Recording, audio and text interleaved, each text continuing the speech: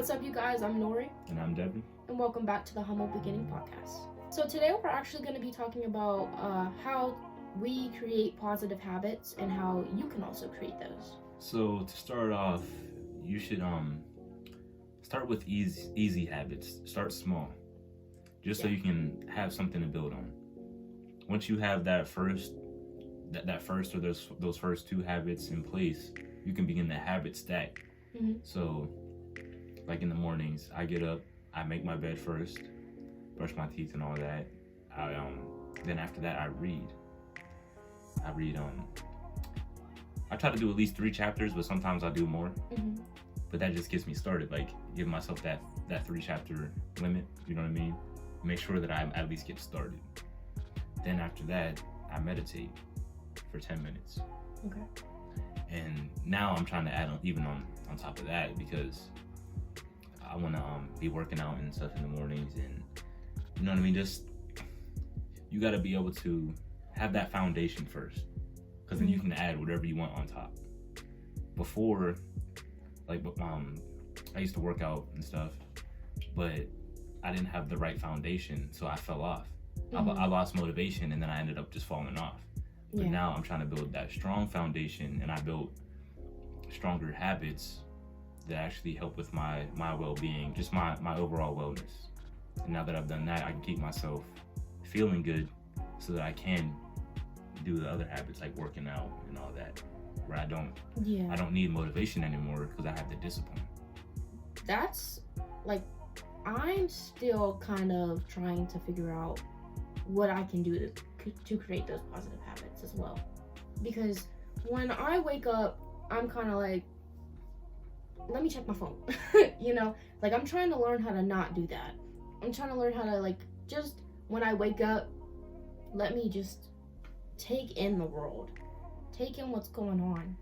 Because if I immediately reach for my phone, it's all about what's going on all around there.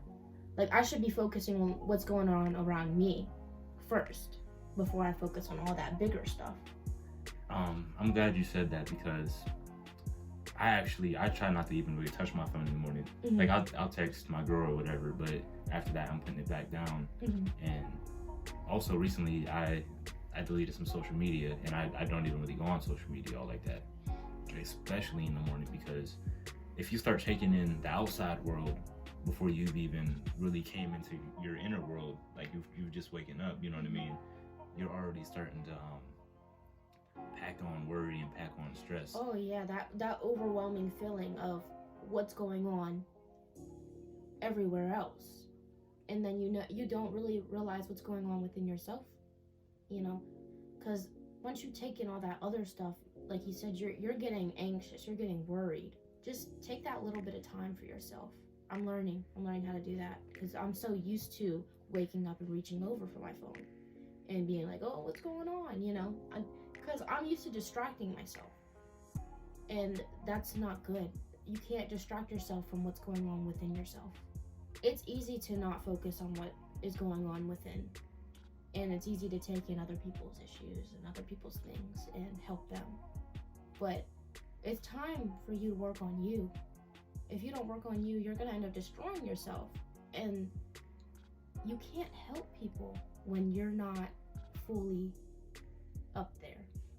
I'm realizing that too. I can't help everybody because I haven't helped myself yet. So go ahead. If you don't work on you, who's going to? You know what I mean? That's why it is so important. Like, sometimes you got to be a little selfish and worry about how you're feeling. And like you said, if you're not high up, how can you help anybody else? Which leads me to another point. You have to be the example. Yes. You have to first do it so that you can show your family members, hey, it's possible. You can really turn your whole life around. That's what we are trying to do currently. Mm-hmm.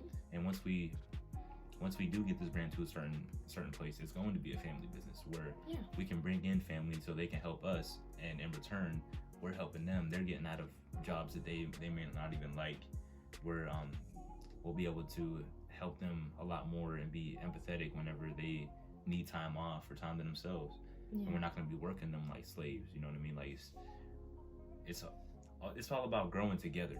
Mm-hmm. And the more we can get somebody to buy into our vision, the more they're going to be able to help us, and the more we're going to be able to help them. Right.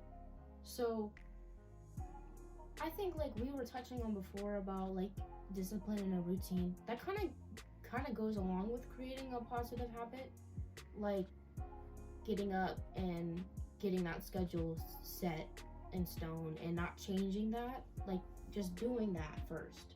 Like if you do everything you got to do first, then you can enjoy that time later.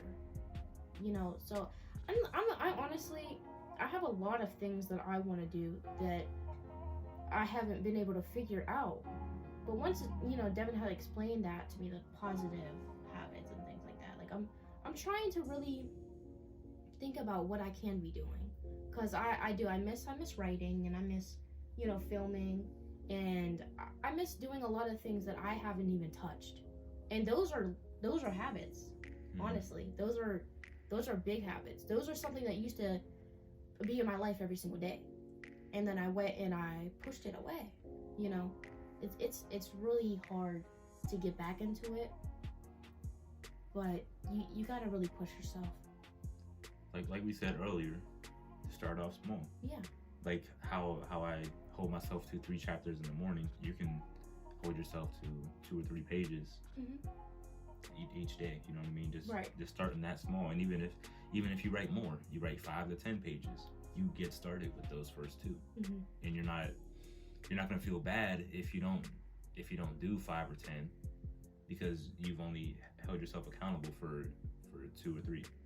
Yeah. So kind of like just don't set yourself up for a too high of a goal. I've done that a lot, and yeah, me too. All that does is make you start beating yourself up. Like if you're not ready for it, start small. Do not try to start up here when you know you need to be down here.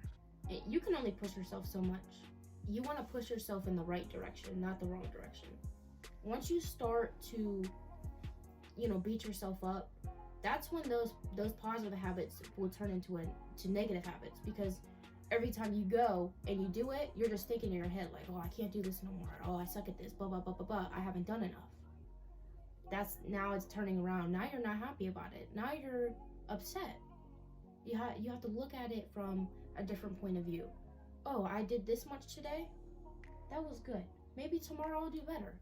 Maybe the next day and the next day. It will keep going up and up and up. You can control how your pace goes. And that's the good thing about, you know, ourselves is definitely knowing that you can control your. It's just all about continuing to move forward. Like you said, it's all about the pace. Even if you're doing 1 page, you still move forward. Right. That was a growth. Stagnant. Yeah. That was a growth from yesterday. You know, it every day that you do something that is helping you, that's building you more towards who you want to be. Like, I know it does really seem hard to get things done, get things what you're supposed to do. But like we said, you can't stay into that space where you're not doing anything. Because then, like you said, you're not growing. And if you're not growing, then what are you doing? You know, it's really hard to admit to yourself when you're not doing things that are right. But it definitely is an eye-opener when you finally say, oh, okay, I wasn't doing it right, but now I can. Now I can do it. Just tell yourself that. I can do this. Once you've held yourself accountable, you can change.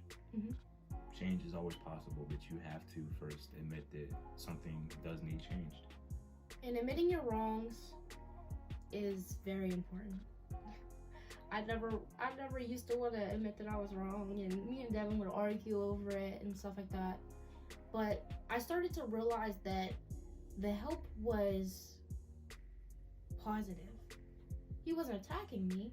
He was looking at himself, and he changed himself first, and then came to me and was like, "This is what worked for me." So next time, maybe somebody gives you some advice, take a deeper approach to it. Like, really listen. Instead of letting your emotions bottle up, just sit there and just listen. Listening is so good. Listen to what they have to say. And if they didn't say it right, then explain to them they didn't say it right instead of getting angry about it. Because anger doesn't lead to anything but destructiveness. That's not gonna help you. So just listen to somebody and just talk about it. Communication is key.